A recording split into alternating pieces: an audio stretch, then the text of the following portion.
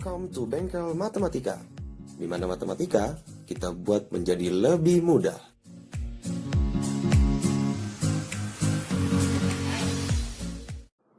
Oke, di video saya kali ini saya akan membahas submateri persamaan suku banyak. Nah, persamaan suku banyak ini masih masuk dalam bab polinomial atau suku banyak.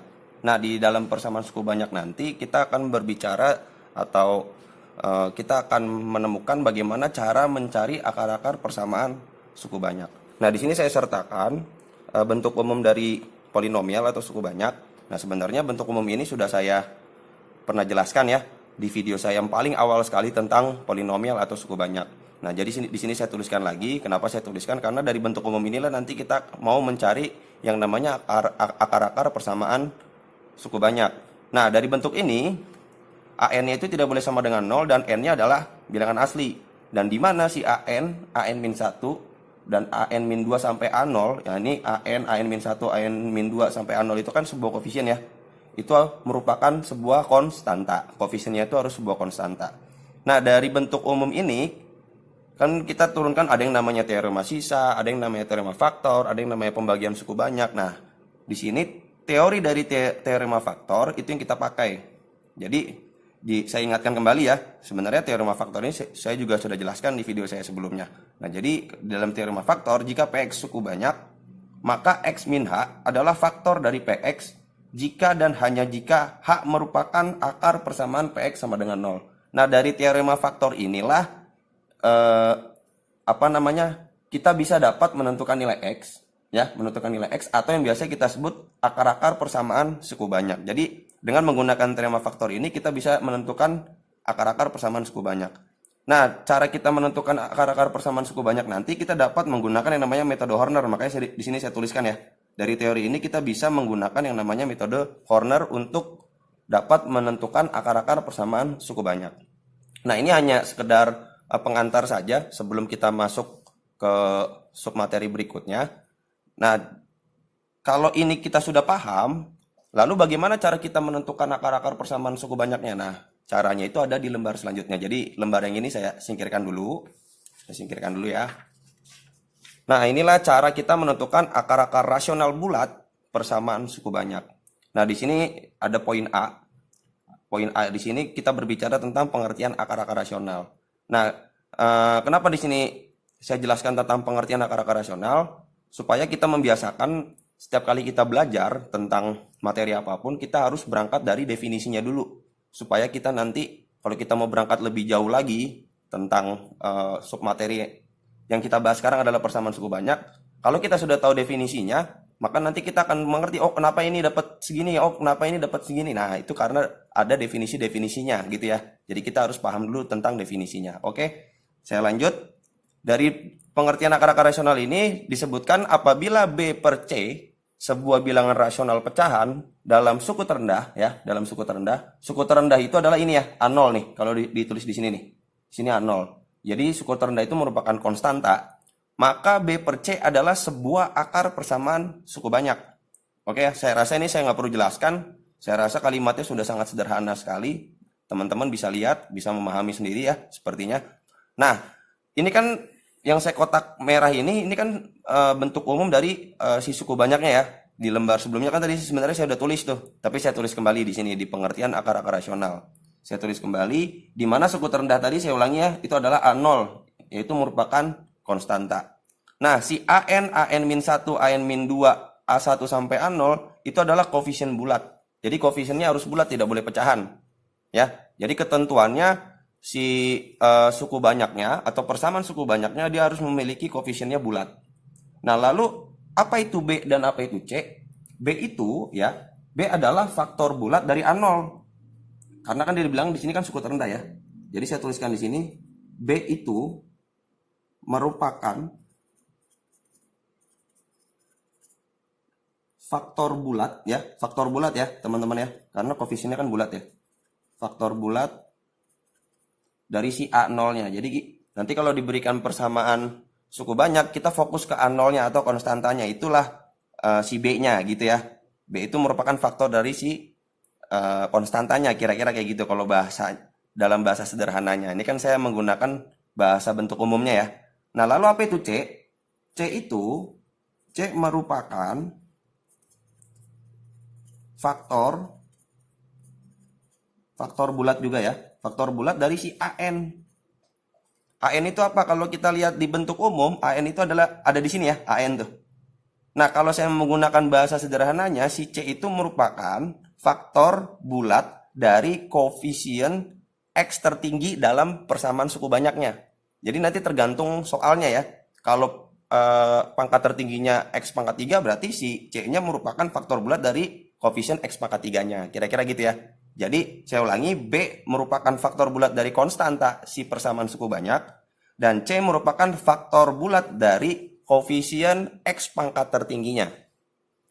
Nah, mungkin kalau dituliskan seperti ini, teman-teman ngebayangin agak bingung. Jadi saya kasih contoh soal aja, supaya lebih gampang. Jadi saya berikan contoh soal, misalnya, contoh ya, sini saya tuliskan contoh.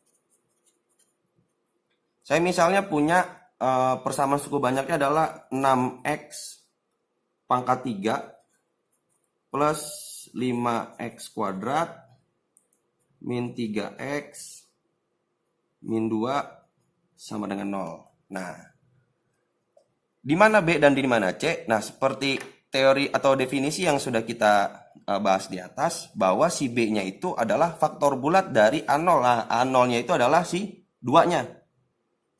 Min 2 ya, karena di sini ada tanda min 2, dan si C-nya merupakan faktor bulat dari koefisien X pangkat tertingginya. Nah, koefisien X pangkat tertingginya itu adalah 6.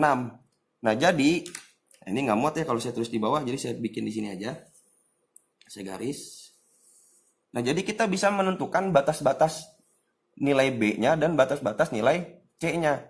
Nah, karena si B-nya itu adalah faktor dari 2, ya, B-nya itu saya bikinlah B sama dengan 2 gitu lah ya. Jadi kita cari faktor dari si 2-nya. Jadi dua bilangan yang kalau dikalikan hasilnya adalah 2 atau min 2 ya. Di sini min 2 ya. Ini saya kasih min ya, saya lupa tadi min 2. Oke. Nah, kita tahu 2 itu kan bilangan pokoknya 2 ya. 2 itu merupakan bilangan prima. Nah, jadi faktornya kita tahu adalah 1 dan 2. Nah, karena dia negatif, bisa jadi si satunya yang negatif, 2-nya yang positif, atau bisa jadi satunya positif, 2-nya yang negatif. Makanya di sini dibuat plus minus 1 dan plus minus 2. Itu untuk batas nilai si B-nya. Lalu bagaimana dengan C? Karena C merupakan faktor bulat dari koefisien X pangkat tertingginya. Nah, X pangkat tertingginya adalah pangkat 3, dan di sini koefisiennya adalah 6. Berarti di sini C-nya sama dengan 6, bisa saya tulis. Nah, kita juga cari faktor dari si C-nya. Dua bilangan yang kalau dikalikan hasilnya 6. Kira-kira gitulah ya. Ada 1, ada 2, ada 3, dan ada 6. Nah, bisa jadi kan si satunya yang positif atau negatif gitu ya. Jadi sini saya langsung tuliskan aja lah. Plus minus 1, plus minus 2, plus minus 3, atau plus minus 6. Nah, dari bentuk ini, karena kita sudah bisa menentukan batas-batas nilai B dan batas-batas nilai C-nya, maka akar rasional yang mungkin, ini masih yang mungkin ya. Jadi kita cari kemungkinan. Jadi akar rasional yang mungkin,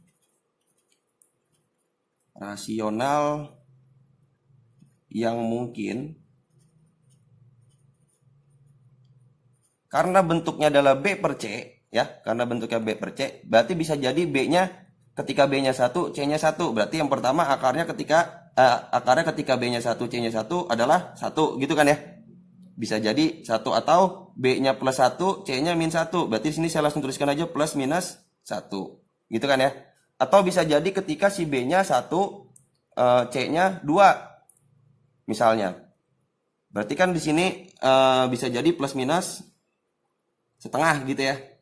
Kalau B-nya 1, C-nya min 2, berarti kan B per C berarti 1 per min 2, berarti min setengah. Atau sama-sama positif, jadinya positif setengah. Atau sama-sama negatif, jadi positif juga gitu ya. Makanya kenapa di sini ada plus minus. Bisa jadi, satu kan B-nya 1, C-nya 3 misalnya. Berarti plus minus 1 per 3. Atau bisa jadi juga B-nya 1, C-nya 6. Bisa jadi plus minus per 6. Nah, yang 1 kan udah semua tuh, sekarang yang 2. Ketika B-nya 2, C-nya 1 misalnya, berarti kan Kalau dibagi kan bisa jadi plus minus 2 ya. Bisa jadi plus 2 atau bisa jadi min 2. Ketika B-nya 2, C-nya 2 juga misalnya. Berarti kan kalau 2 per 2, 1. Nah, di sini kan udah saya tulis ya. Jadi saya nggak tulis lagi di sini. Ya. Nah, bisa jadi B-nya 2, C-nya 3. Berarti kan plus minus 2 per 3 gitu ya. Bisa jadi B-nya 2, C-nya 6. Berarti kan jadi 2 per 6. 2 per 6 itu kalau disederhanakan kan sepertiga. Di sini udah saya tulis. Jadi saya nggak perlu tulis lagi. Jadi dari faktor-faktor atau batas-batas nilai B dan batas-batas nilai C, jadi kita bisa menentukan akar rasional yang mungkin. Jadi kemungkinan akar rasional itu bisa jadi plus minus 1, plus minus setengah, plus minus sepertiga, plus minus per 6, plus minus 2, atau plus minus 2 per 3. Nah, jadi dari dari teori ini kita bisa menemukan kemungkinan akar rasionalnya ya dari si suku banyak 6x pangkat 3 plus 5x kuadrat min 3x min 2 sama dengan 0.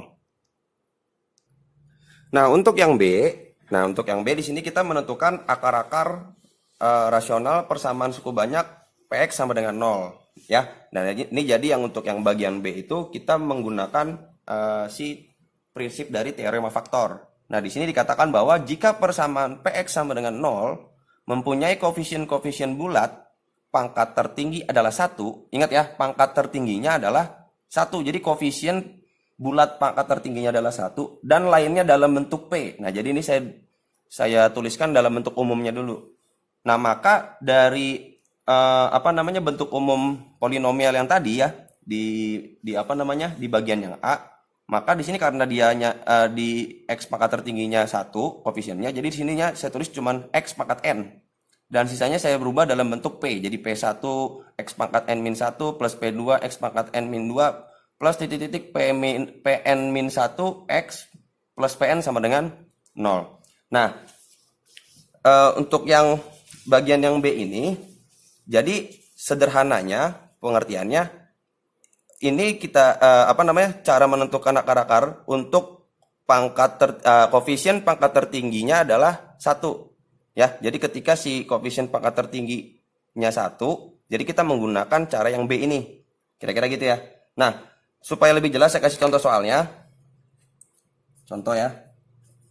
Jadi kalau yang bagian A tadi kan dia pangkat tertingginya kan koefisiennya kan bukan 1 ya, bisa. Kalau di contoh soal saya bikin 6 koefisiennya si pangkat tertingginya. Nah, kalau untuk yang bagian B ini ketika koefisien pangkat tertingginya itu 1. Nah, jadi kita bisa menggunakan ini. Misalnya contoh, X pangkat 3, saya punya persamaan suku panjangnya X pangkat 3 plus 2X kuadrat min 11X min 12 sama dengan 0. Nah, kita juga sama seperti bagian yang A tadi, kita mau cari batas-batasnya atau faktor-faktor yang mungkin dari si persamaan suku banyak ini. Nah, karena di sininya koefisien X pangkat 3-nya 1, jadi kita hanya fokus ke PN-nya aja. Atau ke konstantanya, lebih gampangnya gitu ya. Kita fokus ke konstantanya saja.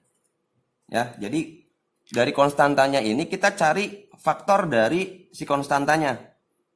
Jadi bilangan yang kalau dikalikan hasilnya adalah 12. Jadi ini kan faktor bulat ya. Faktor bulatnya saya tulis di sini faktor bulat itu sama dengan 12. Faktor bulatnya atau konstantanya itu sama dengan 12. Jadi kita cari bilangan yang kalau dikalikan hasilnya adalah 12. Kita tahu bahwa dua bilangan kalau dikalikan 12 itu dimulai dari 1 dikali 12 gitu kan ya. Terus 2 dikali 6, terus 3 dikali 4. Ya, udah habis ya. Berarti 1 12 2 6 3 sama 4. Nah, jadi dari sini kan kita bisa jabarkan bahwa faktor-faktornya itu bisa jadi plus minus 1, plus minus 2, atau plus minus 3, plus minus 4, plus minus 6, dan plus minus 12. Nah, jadi faktor-faktor atau akar-akar rasional yang mungkin dari persamaan suku banyak X pangkat 3 plus 2X kuadrat min 11X min 12 sama dengan 0 itu adalah bisa jadi plus minus 1, plus minus 2, plus minus 3, plus minus 4, plus minus 6, atau plus minus 12. Jadi kalau dia koefisien pangkat X pangkat tertingginya 1, jadi kita hanya fokuskan ke konstantanya saja. Jadi kita cuma tinggal cari faktor dari konstantanya. Kira-kira seperti itu.